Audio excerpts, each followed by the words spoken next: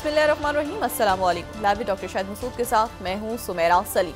नाज़रीन, वज़ीर-ए-आज़म शहबाज शरीफ साहब आज़रबाईजान का 2 रोज़ा दौरा ख़त्म करके उज़्बेकिस्तान पहुँच गए हैं, जबकि दूसरी जानिब सलमान अकरम राजा साहब ने अडयाला जेल के बाहर गुफ्तगू करते हुए कहा कि बानी पिचाई ने अपनी पार्टी को chief justice of Pakistan Yahya Afridi साहब को खत लिखने की हिदायत कर दी है। इसके अलावा भी दीगर मौज़ूआत पर आज हम गुफ्तगू करेंगे। स्टूडियो में हमारे साथ मौजूद हैं डॉक्टर शाहिद मसूद। अस्सलाम वालेकुम डॉक्टर साहब। डॉक्टर साहब, आज जो अडयाला जेल में बानी पिचाई से अहम मुलाकातें हुई हैं, दूसरी जानिब बानी पिचाई की जानिब से ये कहा गया, हिदायत की गई है कि चीफ जस्टिस ऑफ पाकिस्तान को खत लिखा जाए। ये जो सारे मामला चल रहे हैं ना, ये एक आप समझें कि जब तक ये कुछ हमारे बाहर के साथ मामला तय नहीं होते, पाकिस्तान की अंदरूनी सियासत जो है वो उस एक तलातुम, या तलातुम तो नहीं है, आप कहें कि वो बस एक डायलॉग और खिंच रही है आगे, और एक ड्रैगन हो रहे हैं मामला पॉलिटिकल, जिसको कहते हैं ना आपके एक स्टेल है, मतलब एक वो एक जगह रुके हुए हैं सारे मामला, और ऐसा लगता है कि सबको किसी बात का, किसी मामले का, कोई अदालती फैसले का, कोई जाहिर है कि रीजन के जो हालात खिंचाव का शिकार हैं उसका इंतज़ार हो रहा है कुछ, ठीक है ना, तो वो एक खामोशी है, और उसमें स्टेल है, तो चूँकि इसलिए सारा ही मुल्क रुका हुआ है। यानी मुल्क रुकने से मुराद ये नहीं कि सड़कों के ऊपर कोई हड़ताल कर दिए लोगों ने, यानी आप समझें कि एक जगह रुक गया सारा, ये अरेंजमेंट भी रुका हुआ है, अपोजिशन की जमातें भी सब एक जगह रुका हुआ है, अदालतें भी बड़ा कोई फैसला कब करेंगी, कैसे करेंगी, कितने साल बाद, क्या आगे पीछे, वो सब अपनी जगह रुका हुआ है, क्योंकि जो रीजन में वाक़यात हो रहे हैं ख़ित्ते में वो इतने बड़े और अहम हो रहे हैं। ये जब पिछली हुकूमत खान साहब की जा रही थी, तो मैंने उस वक्त एक बात में बार बार जुमला कहता था कि उसके बाद एक ब्लैक होल आ जाएगा, एक ब्लैक होल होगा, और ब्लैक होल में सब फंसे होंगे, और किसी को समझ नहीं आ रहा होगा कि आगे उस ब्लैक होल में से कैसे निकलना है। तो ये कोई 2022 से लेके 2025 3 साल उधर यूक्रेन की जंग हो गए, 3 साल इधर हो गए, लेकिन वो ब्लैक होल जो है ना, उसमें फंसा हुआ है सारे के, आगे कैसे इसमें से निकलना कैसे है, तो आ तो गए हैं इसमें से, अब इसको आगे कैसे लेके चलना है, आगे भी तो कोई ले चलने का कोई तरीका होना चाहिए ना, तो आगे नहीं चीज़ चल पा रही। अब उसमें जो है वो मतलब अब बस इधर ही ठहमा हुआ है, ठीक है ना, और सिस्टम फंसा हुआ है। अब या तो देखें ये ना चल रहा है, ना उड़ रहा है, ना ये गिर रहा है, स्टेल अपनी जगह रुका हुआ है और ठहमा हुआ है, और बाकी जो हैं वो दुनिया में बड़े अहम वाक़यात हो रहे हैं। तो इससे मैं वो बार बार कहता हूँ कि रियासत कैसे निकलेगी, अब ये देखना है। इस तरह चल नहीं सकता, मतलब इस तरह तो अब नहीं चल सकते ना रोज़ कि भाई मतलब एक दिन फंक्शन हो गए तो अच्छा हो गया, दूसरे दिन हो गए तो अच्छा हो गया, तीसरे दिन हो, फिर उसके बाद डे आफ्टर क्या होगा, मतलब आगे कैसे, आगे व्हाट नेक्स्ट, ऐसे तो नहीं मुल्क, ऐसे तो इस तरह तो नहीं चलता रहेगा ना। और ख़ासतौर पे जब दुनिया बहुत फाल हो, बहुत तेज़ हो, तो यानी फैसले बड़े हो रहे हों, तेज़ हो रहे हों, आपने स्ट्रेटेजिक लेवल के फैसले करने हों रियासत ने, तो फिर उस वक्त ये छोटी छोटी बातें जो है ना उस पर बहस नहीं की जाए तो बेहतर है, ये छोड़ दी जाएँ जो बातें हैं, जो जिनका दिमाग इन पर लगा हुआ है। अच्छा, ये जो कभी कोई तसव्वुर नहीं कर सकता था कि ये जो कुछ हमारी जनरेशन ने देखा है, या उससे पहले की जनरेशन ने भी देखा है, ये जो इस वक्त हो रहा है वो दुनिया में कभी कोई तसव्वुर भी नहीं कर सकता था, तसव्वुर भी नहीं कर सकता था कि ऐसा होगा। और वो 24 घंटे पिछले जो हैं, अब मैं हर रोज़ ये बात कहता हूँ कि बहुत तेज़ वाक़यात हो रहे हैं, और हकीकतन इतने तेज़ और इतने बड़े वाक़यात हो रहे हैं कि उसमें ये जो छोटी छोटी बातें हैं ना, जिसमें हम फंस गए हैं। रियासत तो नहीं फंसी हुई, बस ये सारा अरेंजमेंट ही फंसा हुआ है, इनकी तरजीहात दूसरी हैं, मतलब जहाँ वहाँ मईशत क्या चलेगी, जहाँ पे करप्शन लीगल हो जाए, तो ये इससे निकल जाएंगे इंशाल्लाह, और सिक्योरिटी, इकॉनमी और ये 4-5 जो इश्यूज़ हैं। लेकिन ये है कि अब चूँकि आगे भी नहीं बढ़ रहे, पीछे भी नहीं बढ़ रहे, तो जगह खड़े हुए हैं, तो चलिए चले खड़े नहीं, देखते हैं कब तक खड़े रहते हैं, कहीं तो निकलना है ना इससे मुल्क को आगे। अच्छा, ये जो मैं बात कह रहा हूँ ना कि ये खत्ते और दुनिया के हालात और वाक़यात आपको पुश करेंगे कि आप कुछ करें, आप ऐसे ज़्यादा से इस तरह से नहीं चल सकते, क्योंकि जो हुआ है पिछले 24 घंटों में देखें क्या, कोई तसव्वुर नहीं कर सकता था कि फ्रांस फ्रांस जो कि दूसरी जंग अजीम के फातहीन में से एक फातह, लेकिन ये बात हमने पहले भी डिस्कस की कि जब याल्टा कॉन्फ्रेंस हो रही थी तो फ्रांस को नहीं मदऊ किया गया। स्टैलिन और जो रूजवेल्ट थे वो, और उसके साथ जो हैं वो चर्चिल, ये लोग 3 लोग बैठे। तेहरान में भी 3 लोग बैठे, और याल्टा में भी 3 लोग बैठे, और पोज़्डैम में भी 3 लोग बैठे। लेकिन उस वक्त तक ट्रूमैन आ चुके थे रूजवेल्ट की जगह, और चर्चिल के साथ भी इलेक्शन में बड़ी गड़बड़ हो गई थी। इलेक्शन में इत्तेहादी हुकूमत थी उनकी। लेकिन बहरहाल जो भी फैसले हो रहे थे, फ्रांस को नहीं बिठाया गया, क्योंकि फ्रांस वही बात जो मैंने पहले भी की थी कि चार्ल्स डी गॉल का हमेशा कहना ये था कि रूजवेल्ट उनको पसंद नहीं करते थे, लेकिन स्टालिन भी शायद पसंद नहीं करते। एनीवे वो फातहीन में थे फ्रांस, लेकिन फ्रांस को बाहर रखा गया और फैसले हो गए। लेकिन वो फ्रांस जो कि फातहीन में था, वो फ्रांस जो है उसके सदर, और जो बड़े ज़बरदस्त मुल्क है, और उसके प्रेसिडेंट मैक्रोन जो हैं वो जाते हैं अमेरिका। पहले यूरोपियन लीडर हैं, ट्रम्प के साथ उनकी मुलाकात होती है, और पहले तो एक मुलाकात होती है, कोरियोग्राफ्ड सी है मुलाकात। उस मुलाकात में जो है ना बड़ा यानी मतलब दोनों अपनी अपनी बात कर रहे हैं, बड़ी तारीफ़ें भी कर रहे हैं, बड़ा अच्छा सा कर रहे हैं, खिंचाव एक नज़र आ रहा है उसमें, कोई उसमें यानी कोरियोग्राफ्ड से हैं सी एक मीटिंग है। और उसमें जो है वो प्रेसिडेंट मैक्रोन अपना केस पेश करते हैं। अपना से मुराद ये है कि फ्रांस से ज़्यादा यूरोप का, और यूक्रेन का, और नेटो का, और टैरिफ्स का, यानी पूरा केस पेश करते हैं कि भाई हम आपके इत्तेहादी हैं, और अभी से इत्तेहादी नहीं हैं, हम आपके पुराने इत्तेहादी हैं, यानी दूसरी जंग अजीम के बाद से या उससे पहले से। और हम वो हैं जिन्होंने पहली जंग अजीम में भी हमने, और बरतानवी वज़ीर आज़म जो आपके पास आ रहे हैं चंद दिनों के बाद मिलने, हम वो लोग हैं जिन्होंने ऑटोमन एम्पायर जब टूटी थी तो आधी ऑटोमन एम्पायर हमारे पास आ गई थी, आधी बरतानिया ने ले ली थी। हम वो हैं जो पिछली सदी में, तो हम दोनों आपके पास आए, यानी बरतानिया भी आ रहा है और मैं भी आया हूँ आपके पास, यानी फ्रांस की नुमाइंदगी करने। तो ये है कि फिर नेटो के अमल आइज हैं और सारे, तो ये बराए करम ज़रा इस पर नज़र सानी फरमाइए। आप जो बातें कर रहे हैं, किसी एक बात के ऊपर प्रेसिडेंट मैक्रोन ट्रंप को कायल नहीं कर सके। मुझे ऐसा लगा, तारीख को देखते हैं ना, मुझे ऐसा लगा जैसे ट्रंप ऐसे देख रहे हैं मैक्रोन को जैसे इब्राहिम लिंकन जो हैं, वो जब यूनियन में उनका जो है वो उनके यूनियन जो थी, इब्राहिम लिंकन तो यूनियन में थे ना, 13 रियासतों ने बगावत कर दी। वो 13 रियासतों के पीछे कौन था? फ्रांस और बरतानिया। और इब्राहिम लिंकन की मदद को कौन आया था? अलेक्जेंडर ज़ार। तो उनके जहन में वो दोस्त उनका इस वक्त जो है वो इब्राहिम लिंकन की तरह वो जो है वो पुतिन है, जैसे उस वक्त रशिया आया था। सोवियत यूनियन तो नहीं था, रशिया था, अभी रशिया है। उस रशिया में ज़ार होते थे, तो उनके जहन में वो दोस्त है जो मदद के लिए, मतलब इब्राहिम लिंकन और अलेक्जेंडर, और सामने 2 लोग जो हैं उनके साथ कोई ताल्लुक़ नहीं हुई, तो वो हैं जो कि कन्फ्रेंट्री के नुमाइंदे थे उस वक्त। तो एनीवे, तो किसी एक बात पे भी उन्होंने केस बड़ा अच्छा प्ली किया प्रेसिडेंट मैक्रोन ने, लेकिन किसी एक बात पे ट्रंप कायल नहीं हुए। और उन्होंने ये कहा कि भाई ऐसा है कि वो जो ज़ेलेंस्की हैं वो 2-4 दिन में, हफ्ते में, मैंने उसने कहा मुझसे मिलने के लिए, तो वो मिलेगा, इधर आएगा और रेयर अर्थ मिनरल्स के मुआहदे पे वो साइन कर देगा। वो यहाँ आएगा, प्रेसिडेंट ज़ेलेंस्की यहाँ आएंगे, तशरीफ लाएंगे, और यहाँ आके वो जो है वो मुआहदे पे साइन कर देंगे। उसके बाद जो है वो ये मुलाकात, इस मुलाकात का कोई हासिल नहीं है, और इस मुलाकात के नतीजे में यूरोप में, EU में, और क्योंकि सबसे ज़्यादा उन्होंने जॉर्जियो इटालियन जो प्राइम मिनिस्टर हैं उनकी तारीफ भी की। वो G7 के इजलास से पहले हुआ था, वर्चुअली मैक्रोन और जो प्रेसिडेंट ट्रंप है उसमें वर्चुअली शरीक हुए थे G7 इजलास में, और अक़वाम मुत्तहिदा की करारदाद। अब पहली बात तो ये है कि मैक्रोन को उन्होंने कुछ हासिल नहीं हुआ।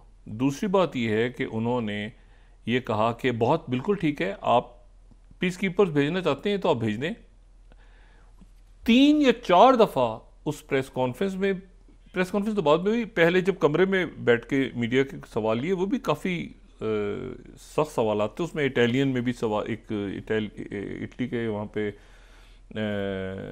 जर्नलिस्ट थे जो मैंने सुना, फिर उसके बाद फ्रांस के लोग थे, बाकी लोग थे, वो उन्होंने सब ने एक तो ये पूछा कि खबर फैल गई है कि जी ग्रीस में आप अपनी बेस बंद कर रहे हैं, फौजी बुला रहे हैं। उन्होंने मार्को रूबियो से पूछा, उन्होंने कहा नहीं कि ऐसा कुछ नहीं है। फिर जो है वो प्रेसिडेंट ट्रम्प ने ये कहा कि भाई ऐसा है कि बहुत अच्छा है, आप पीस कीपर्स भेज रहे हैं वहाँ पे, यानी आप और बरतानिया और यूरोप के लोग भेज रहे हैं तो अच्छा है। उनसे बार बार ये सवाल हुआ कि क्या आप इन पीस कीपर्स को कोई कवर देंगे, एयर कवर या सपोर्ट देंगे? तो उन्होंने कहा नहीं, ऐसी कोई जरूरत ही नहीं पड़ेगी, हमारा तो अमन माहिदा होने जा रहा है रशिया से। वो फिर पूछा उन्होंने कि जिन पीस कीपर्स को अमेरिका कोई सपोर्ट देगा? उन्होंने कहा नहीं, हमारा तो रशिया से माहिदा हो रहा है, जब जंगी खत्म हो जाएगी और यूक्रेन तबाह होगी है, वहाँ हर रोज जो है वो हज़ारों की तादाद में फौजी मर रहे हैं, ये नहीं कि सिविलियंस मर रहे हैं, और ये हकीकत है कि वो तबाह बर्बाद हो गया। लेकिन क्रेडिट उसको जाता है, क्रेडिट जो जाता है वो क्रेडिट हकीकतन ओबामा दौर की ये विक्टोरिया न्यूलैंड एंड कंपनी को जाता है। और ये जो है ये क्योंकि उन्होंने ये नेटो की एक्सपेंशन और पुतिन को सीरियस नहीं लिया, जॉर्जिया के वक्त से सीरियस नहीं लिया। 2000 यानी ये G8 से जब G7 बना था और इन्होंने वहाँ पे वो बुखारेस्ट के अंदर ये बात की थी कि हम इसको ईस्टवर्ड एक्सपेंशन करेंगे, तो पुतिन ने सही बात की थी कि आगे आएंगे तो मामला ख़राब होंगे। आगे आए, फिर जॉर्जिया में झगड़ा हुआ, फिर यूक्रेन की हुकूमत गिराई इन्होंने, फिर उन्होंने रजीम चेंज किया, उस सत्यानाश करके आखिर में प्रेसिडेंट ट्रम्प कह रहे हैं कि ये तो पीस टॉक हो रही है। अच्छा, लेकिन तारीखी इसलिए कह रहा हूँ कि एक तो G7 का एलामिया नहीं जारी हुआ आज, ये जो इजलास हुआ कल, इसका एलामिया नहीं जारी हुआ। एलामिया में पढ़ा ही पड़ा हुआ है कि जी उसमें रशिया को अग्रेसर कहना है कि अग्रेसर नहीं कहना।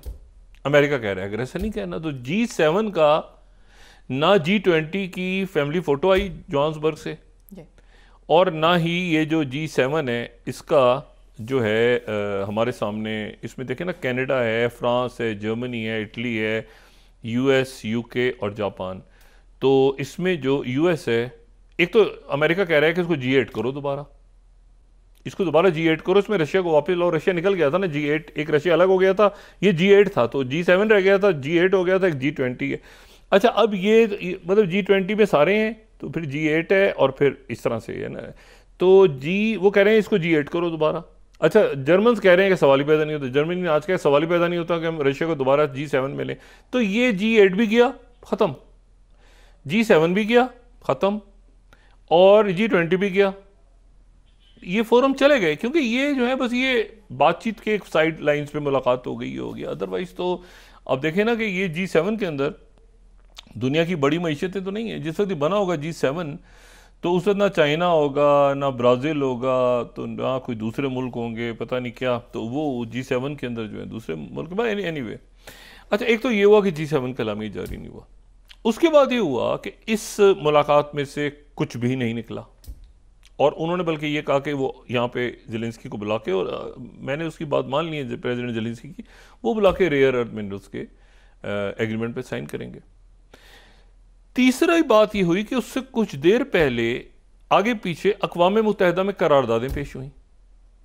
एक करारदाद जो यूक्रेन की है उसको EU ने सपोर्ट किया हुआ था, जिसमें लिखा हुआ था रशिया को कि रशिया ने जारहाना रवैया अपनाया है यूक्रेन में।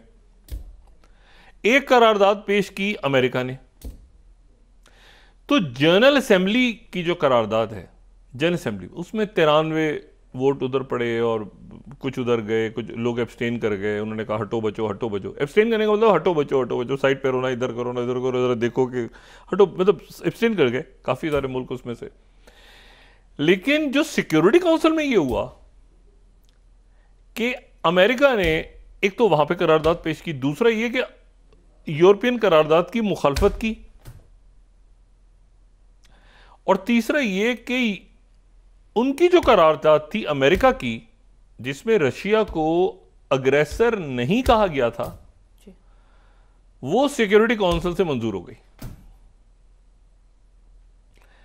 अच्छा, और इसमें जो है कमाल की बात यह है कि बरतानिया और फ्रांस ने इसको वीटो नहीं किया। जो करारदाद मंजूर हुई 15 है ना, तो 5 तो वो हैं जो कि परमानेंट मेंबर्स हैं, बाकी 10 जो हैं वो चेंज होते रहते हैं मेंबर्स। तो जो ये जो टोटल जो 10 वोट इनको पड़े और बाकी कुछ एब्सटेन कर गए, तो सिक्योरिटी काउंसिल में से वो करारदाद जो है वो मंजूर हो गई, किसी ने इसको वीटो नहीं किया। चाइना भी एब्सटेन कर गया। चाइना ने भी ना ईयू की हमायत की ना अमेरिका की हमायत की। उन्होंने, चाइना ने देखा कि सारा क्या, चाइना भी आराम से साइड पे हो गया।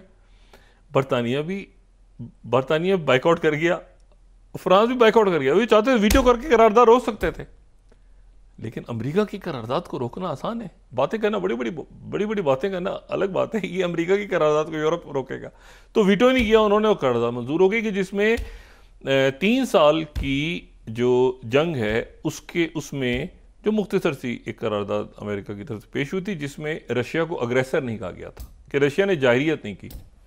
अमेरिका की करारदाद मंजूर हो गई, यानी 2-3 करारदादें ऐसी हुई जिसमें कल एक दूसरा G7 UN ये वो सारा अमेरिका ने रशिया का साथ दिया। जब जनरल असेंबली में करारदाद पेश हो रही थी, जनरल असेंबली में EU की, तो जिन मुल्कों ने EU की करारदाद के खिलाफ वोट डाला उसमें अमेरिका भी है। लेकिन अमेरिका के साथ कौन है, ये बड़ी इंटरेस्टिंग बात है। अमेरिका के साथ रशिया है और शुमाली कोरिया है। यानी अमेरिका, शुमाली कोरिया, रशिया और बेलारूस, ये एक तरफ है। इन्होंने एक साइड पे वोटिंग की है। इसराइल भी आ गया इधर, हटो बचो उसने साइड अमेरिका की तरफ यूरोप को छोड़ के, कौन सा यूरोप, उन्होंने भी इधर डाल दिया। अच्छा, अब ये जो है ये एक अजीब मंजर बना है कि इसको कैसे इसको देखा जाए कि भाई, अच्छा चाइना देख रहा है आराम से, उन्होंने कहा ये क्या छोटे बड़े मामला, चाइना अब्सटेन कर गया ये जो है। लेकिन आप सोचें कि उस करारदाद को वीटो करने की हिम्मत नहीं पड़ी। ये उधर लड़ जाएंगे, मर जाएंगे, वो ऐसे कर देंगे, वैसे ये छोड़ेंगे नहीं।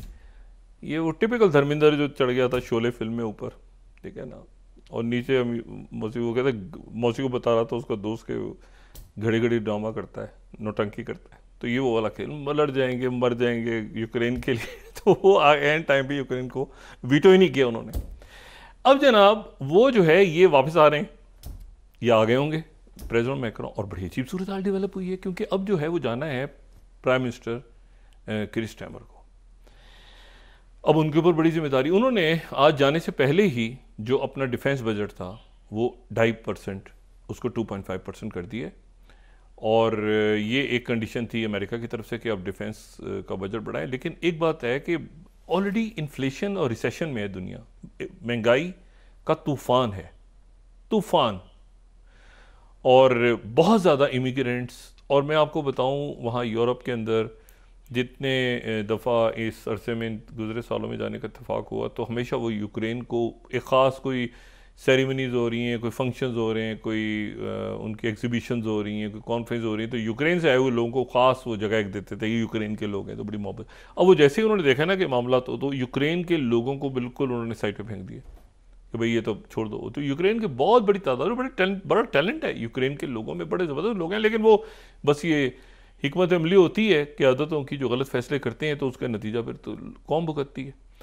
अब एक तो ये मामला हो गया कि वो प्रेसिडेंट मैक्रोन मनवा नहीं सके। उन्होंने कहा ये पीस कीपर्स जाएंगे, और पीस कीपर्स कैसे होंगे, कैसे, अच्छा उसके ऊपर वो जो है वो हम उसको कवर देंगे नहीं कि वो बाद में बात होगी, जंग की जरूरत ही नहीं पड़ेगी, हमारे कवर देने की जरूरत ही नहीं पड़ेगी, वो करके प्रेसिडेंट अब निकल गए। उसके बाद फॉक्स पे आए, प्रेसिडेंट मैक्रोन ने इंटरव्यू दिया फॉक्स को। उन्होंने कहा अगले चंद दिनों में, चंद हफ्तों में जो है वो ऐसा है कि रशिया और यूक्रेन के दरमियान सीज फायर हो जाएगा। लेकिन इस दौरान एक और टीवी इंटरव्यू आ गया। इंटरव्यू क्या, टीवी पे, हाँ इंटरव्यू था, वो भी उसमें सवाल जवाब हो रहे थे, और वो था प्रेसिडेंट पुतिन का। अच्छा, प्रेसिडेंट पुतिन ने जो गुफ्तगू की है वो भी एक तारीखी गुफ्तगू है, एक तारीखी गुफ्तगू है। प्रेसिडेंट पुतिन ने कहा है कि रशिया और रशिया जितने यूक्रेन के इलाके रशिया के पास हैं, उनमें जितने रेयर अर्थ मिनरल्स रशिया के पास और उन इलाकों में जो कि यूक्रेन से हमने लिए हैं, दीदा दिल फर्श रहा अमेरिका के लिए। अमेरिका आए और यहाँ पे इन्वेस्टमेंट्स करे और जितने चाहिए हमसे ख़रीदे और हमसे कारोबार शुरू करे। हम अपने रेयर अर्थ मिनरल्स अमेरिका के साथ ट्रेड करने को तैयार हैं। दरवाजे उन्होंने खोल दिए। दुनिया में 5वें बड़े ज़खायर हैं रेयर अर्थ मिनरल्स के रशिया के पास। अगर हम यहाँ पे देखें, सबसे ज़्यादा तो चाइना के पास है ना, तो उसके बाद जो है वो रशिया के पास जो है वो 16.82। फिफ्थ स्लाइड अगर हम देखें तो रशिया के पास जो है वो फिर ये वियतनाम, ब्राज़ील के बाद जो है वो रशिया के पास ज़खायर हैं। ठीक है, चौथे नंबर पे या 5वें नंबर पे चाइना सबसे ज़्यादा है और इंडिया जो है वो रशिया के बाद है, ब्राज़ील, वियतनाम, चाइना। तो ये इस तरह से है, मेरे ख्याल से 5वें हैं या चौथे होंगे शायद। अच्छा एनीवे, तो बहरहाल बड़े ज़खायर हैं भाई रशिया के पास। और इसमें रेयर अर्थ मिनरल्स पे अगर हम चले जाएं तो रेयर अर्थ मिनरल्स जो हैं वो यूक्रेन के पास भी बड़े ज़खायर थे। 500 बिलियन की बात चल रही थी ना, 500 बिलियन। उन्होंने प्रेस कॉन्फ्रेंस में भी कहा कि भाई ये जो 500, अच्छा इसमें ग्रेफाइट बड़ा इंपॉर्टेंट है। एक तो ग्रेफाइट बहुत इंपॉर्टेंट है उनके पास जो है ना, ये ग्रेफाइट है उनके पास 19 मिलियन टन्स। ये है ग्रेफाइट यूक्रेन में। यूक्रेन के पास 19 मिलियन टन प्रूवन रिजर्व्स हैं। और ग्रेफाइट जो है वो जाहिर है कि ग्रेफाइट के अगर सिर्फ एक ग्रेफाइट को हम लेना तो ये 5वें ज़खायर हैं। ठीक है, अच्छा ये टॉप 5 में आ जाता है ग्रेफाइट के हवाले से। टोटल रेयर अर्थ मिनरल्स के हवाले से नहीं मैं तस्दीक करूँ, ये ग्रेफाइट के हवाले से टॉप 5 में आता है। और ये यूरोप का जो टोटल लिथियम इस्तेमाल हो रहा है यूरोप में, उसका 1/3 यूक्रेन से आ रहा है।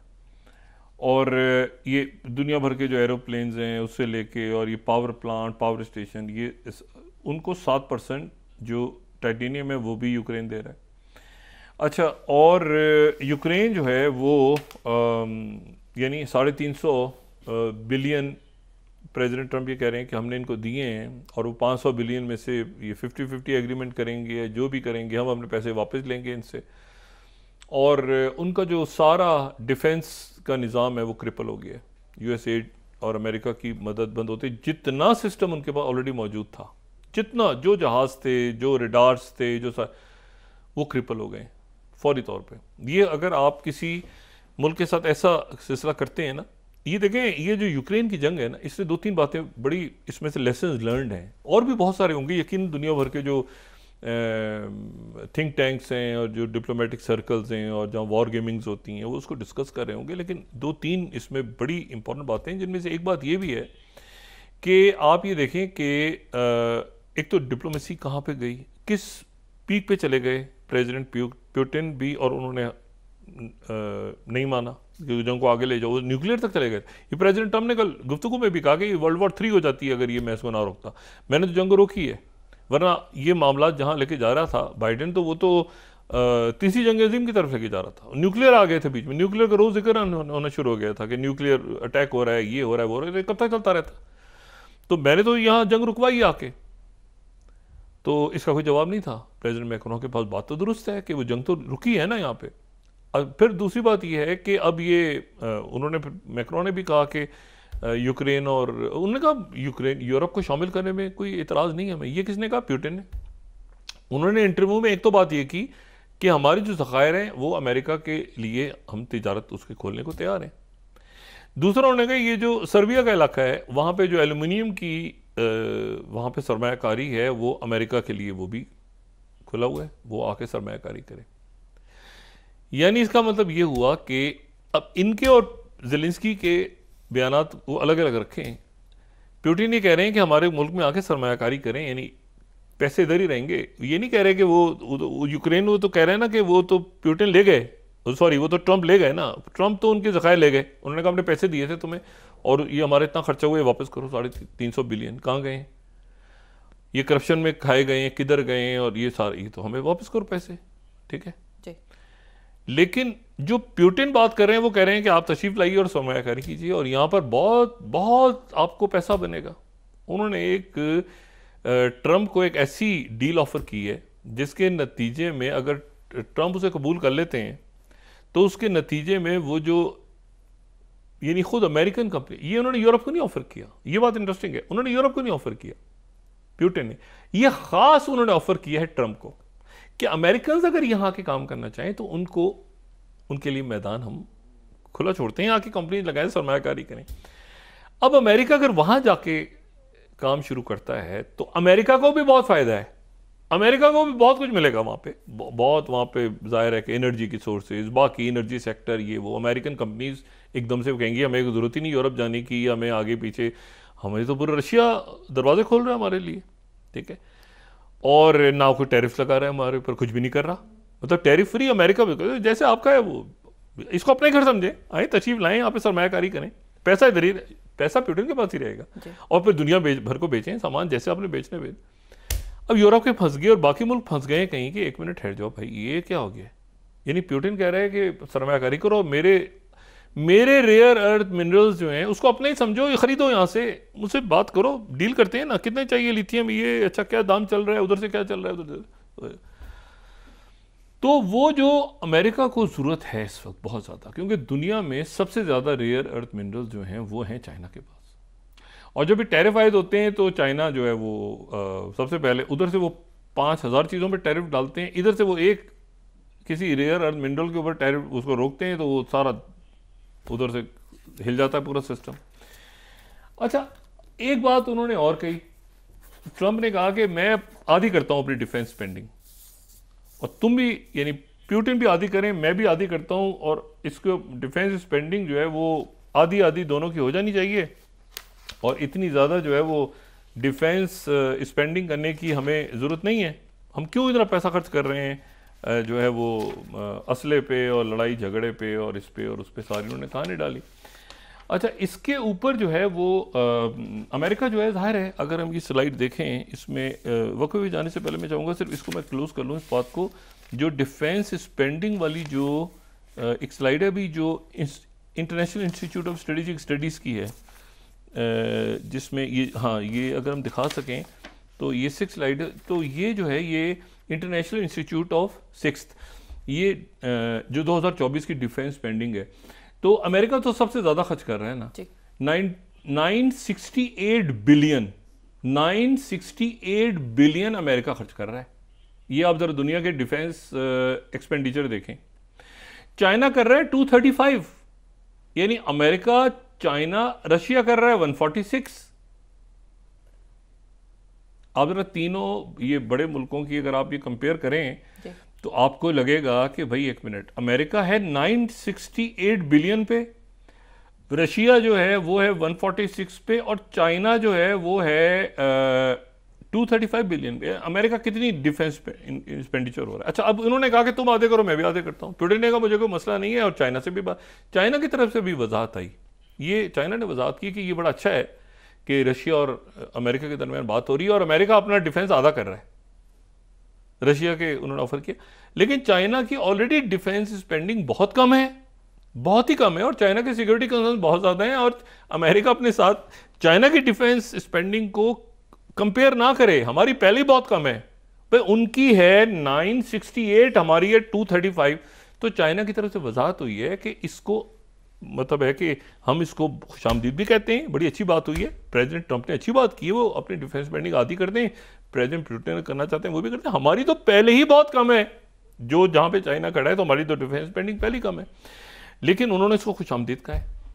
और यहाँ पर अब जो है वो नेटो तो ख़त्म, नेटो को अब भूल जाए, नेटो नाम की कोई चीज़ नहीं, अब ये आर्मी ऑफ यूरोप भी नहीं है, ये नेटो भी नहीं है, ये जो है ये EU भी नहीं है, ये अब एक कुछ इसमें कुछ चूचू का मुरब्बा बना हुआ है फ़िलहाल, अब इस मुरब्बे में से क्या निकलता है उस पर हम बात करते रहेंगे आने वाले दिनों में, लेकिन लफ्ज़ नेटो, ये लफ्ज़ जो है ना, अल्फाज को डिलीट करने के लिए लोग तैयार हो जाएं, नेटो, EU, ये G7, ये इस तरह के जो अल्फाज हैं ना, ये बस दम तोड़ गए, हम भी ज़्यादा इस पर बात नहीं करेंगे, कहीं ज़रूरत होगी तो बात कर लिया करेंगे, वरना ये अब ये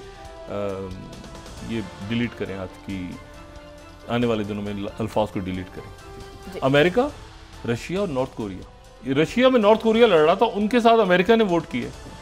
जी डिस्कस कर लेते हैं। नाज़रीन वापस आते हैं एक छोटे से ब्रेक के बाद।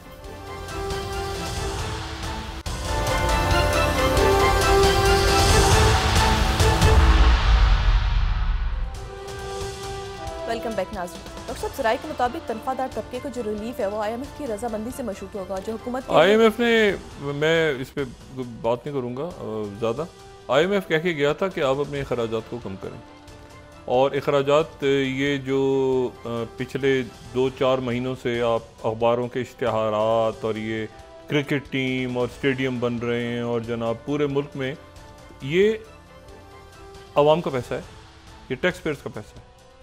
यानी जो लोग इस मुल्क में टैक्स देते हैं वो इसलिए नहीं देते कि मतलब वो शायद उनके जहन में आता हो कि कभी कोई सरकारी अस्पताल में कोई दवाई मिल जाएगी उन्हें, या उन्हें किसी स्कूल में उनका बच्चा कोई पढ़ लेगा, कोई यूनिवर्सिटी बन जाएगी।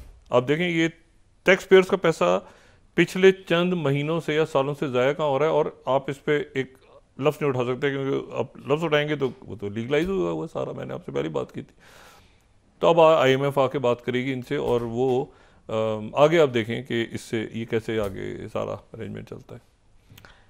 तो इसमें जो इम्पोर्टेंट बात है वो ये है कि उन्होंने कहा था कि आप अपने अखराजात को कम करें, और उन्होंने अब कहा कि अवाम पे अखराजात नहीं डालने, और तनख्वाहदार तबके में तो किस पे डालने।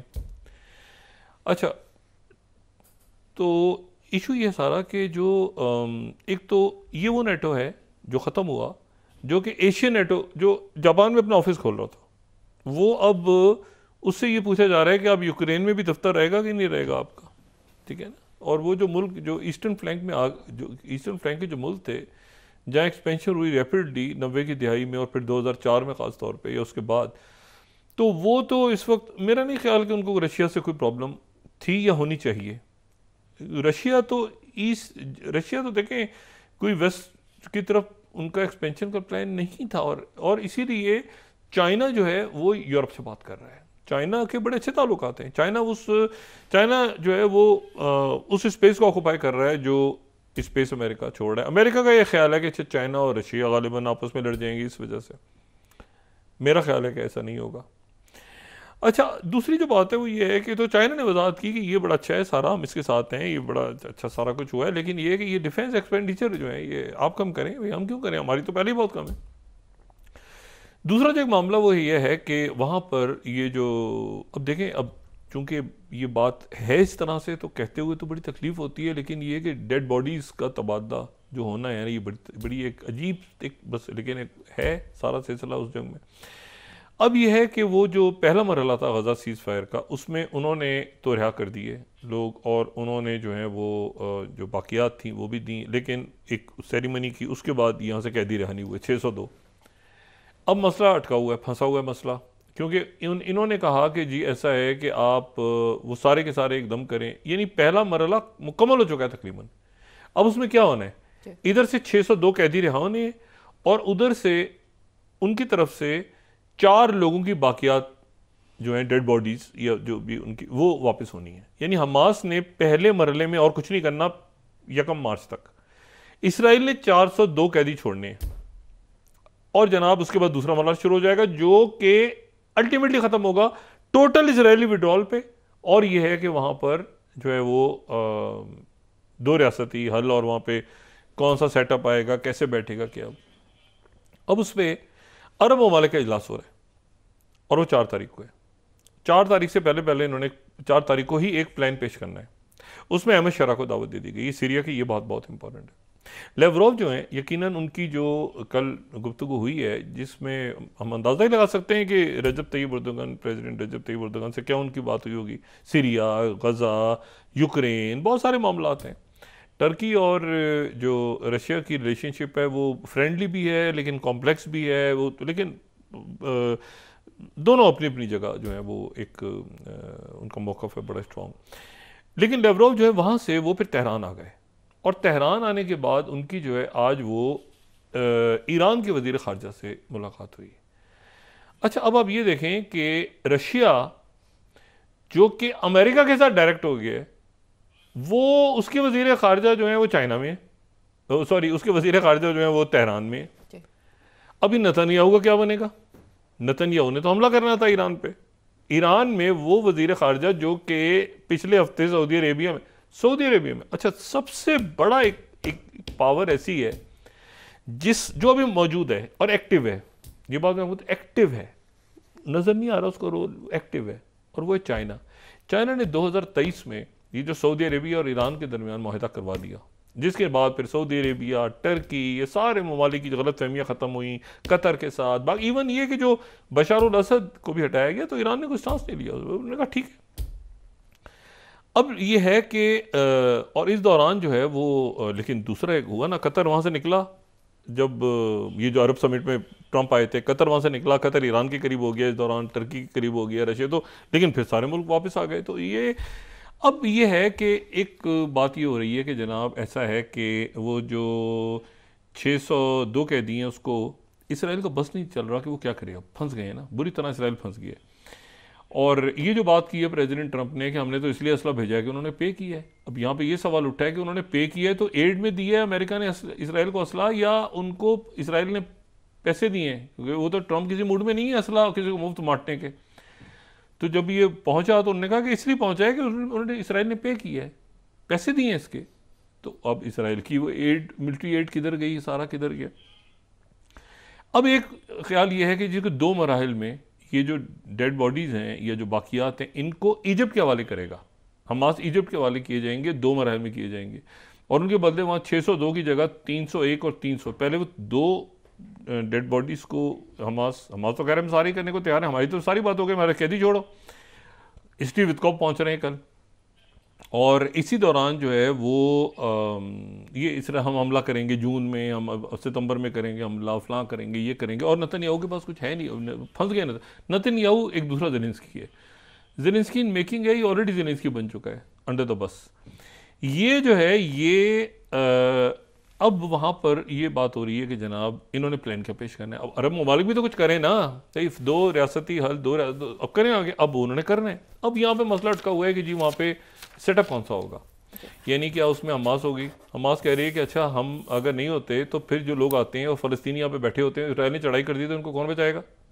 आप तो पीस कीपर्स होंगे, और बाकी अरब ममालिक के इसराइल से लड़ेंगे। तो यहाँ पर हम या तो हम यहाँ पे रहें और हमारे पास असला भी रहे, और पता चला कि क्योंकि नेतन्याहू को क्या पता और बाकियों को क्या पता, अचानक किसी का मूड बदल गया, जंग छिड़ गई और हमारे पास कुछ भी नहीं है, हम जनाब यहाँ पे अमन की बात कर रहे हैं, रियासत बनाने की बात कर रहे हैं, तो इस दौरान कैसे होगा, इसकी गारंटी कौन लेगा? तो हम तो असला अच्छा, तो एक जो इजिप्ट और कतर का ये कहना है कि जो पॉलिटिकल सेटअप बने अगला, उसमें हमास और फ़लस्तीनी अथॉरिटी की दोनों की नुमाइंदगी हो गालिबन, ये बात चल रही है। कतर भी ये कह रहा है, वो भी कह रहा है, लेकिन कुछ ममालिक ऐसे हैं सऊदी अरेबिया वगैरह, उनका कहना ये है कि एक न्यूट्रल सेटअप वहाँ पर आना चाहिए, जो कि जिसमें मुल्क नॉमिनेट कर दें और वो उसमें टेक्नोक्रेट से ऐसे लोग जो सबको काबिल कबूल हों वो आ जाएं। यहाँ पे कहीं मामला अटका हुआ है। इजिप्ट के प्लान पे सब राज़ी हो गए, इजिप्ट का प्लान राज़ी है, जो अगला पॉलिटिकल सेटअप आना है गजा में और वेस्ट बैंक में तो जाहिरियत जारी है, वहाँ तो ये टैंक वो इसके बस वो कह रहे हैं आखिरी दिनों में वो चराग बुझने वाले टमाता है ना, अभी तो नेतन्याहू की वो फीलिंग हो रही है कि यार ये अगर पहला मरहला कंप्लीट हो गया, कहीं कुछ हो जाए, कोई जंग छिड़ जाए, कोई अचानक कुछ वाक़यात हो जाएँ, कोई धमाके हो जाएँ। ये पहले दिनों 3 बसें फटी थी अचानक धमाके से, पता ही नहीं चला क्या ब्लास्ट हुए थे। वो चाह रहा है कि कुछ ऐसा हो कि जिसके नतीजे में समझ नहीं आ रहा कि क्या हो गया है, कि ये तो वाकई पहला मरहला में मुकम्मल हो गया और स्टीव इसको पहुँच रहे हैं कि दूसरा मरहला शुरू करना है। तो बताओ, तो ये जो है ये अब इस बात पे मामला अटका हुआ है कि वहाँ अगला सेटअप कौन सा होगा। अगेन चाइना दरमियान में है, चाइना के एम्बेसडर की, चाइना के नुमाइंदों की एक बड़ी खामोश मीटिंग जो कहीं पर मीडिया में नहीं आई, वो अहमद शरा से हुई है दमास्कस में। अहमद शरा के साथ उनकी एक मुलाकात हुई है और वो मुलाकात इम्पॉर्टेंट है। रशिया भी राब्ते में है, अरब ममालिक भी राब्ते में है। अमेरिका बाइडन गवर्नमेंट इनको इंडोर्स कर गई थी, लेकिन अब जो ट्रंप गवर्नमेंट है उसकी तरफ से कोई बात ही नहीं हो रही इनके बारे में। और वहाँ पर जो इलॉन मस्क हैं उन्होंने 1 महीने की, उसमें चंद हफ्तों की उन्होंने आगे, क्योंकि वो जो कुछ एजेंसीज ने कह दिया था ना ईमेल का जवाब नहीं देंगे हम, तो उन्होंने उसको थोड़ा सी तोसी दे के उन्होंने कहा है कि ये मामला अभी फौरी तौर पे नहीं, लेकिन चंद दिन बाद आप बताएंगे ज़रूर कि किस किस ने क्या क्या काम किया। कल प्रेसिडेंट ट्रंप ने अपनी प्रेस कॉन्फ्रेंस में तारीफ भी की है। उनसे सवाल हुआ कि जी ये जो ईमेल भेजी है इलॉन मस्क ने, उन्होंने कहा कितनी अच्छी ईमेल है कि लोग बैठे हुए हैं और वो बताते ही नहीं है कि उन्होंने काम किया, हफ्ते के पूरे हफ्ते उन्होंने काम किया। तो 5 काम तो बता देना कम से कम। तो पता तो चले कि वो लोग काम भी करते हैं कुछ। तो ये बस हालात हैं, लेकिन ये है कि नेटो इस तरह ख़त्म होगा और ये मामलात इस तरह से इस तरफ जाएंगे और चाइना जो है वो आगे क्या मतलब अभी इतनी तेज़ डेवलपिंग स्टोरीज अभी तो ये देखते हैं ना कि गज़ा, अभी तो ये है कि पुतिन ने ऑफ़र कर दी कि हमारे यहाँ सरमायाकारी करें, कोई टैरिफ नहीं, कुछ नहीं ना। ऐसा अमेरिका ने रशिया पे टैरिफ नहीं लगाए हुए, सैंक्शन हटा रहे हैं ना वो तो सारी। तो उन्होंने कहा आप कारोबार करें और प्रेसिडेंट ट्रम्प ने कहा कि मैं भी मॉस्को जाऊँगा और प्रेसिडेंट पुतिन भी वाशिंगटन आएंगे। तो तारीख उन्होंने कहा अभी तय नहीं हुई, मई की ऐसी बात है, टू सून टू अर्ली ये वो सारा, लेकिन उन्होंने कहा मैं मॉस्को जाऊंगा, बिल्कुल जाना चाहता हूँ और पुतिन वाशिंगटन आना चाहते हैं। जी बहुत शुक्रिया डॉक्टर साहब। नाज़रीन, इसके साथ ही आज का प्रोग्राम अपने इख्तिताम को पहुंचा। मुझे सुमेरा सलीम को इजाज़त दीजिए, अल्लाह ने के बाद। जी डॉक्टर साहब, अपने दोस्तों रिश्तेदारों को नवा के लोगों का सब ख्याल रखिएगा।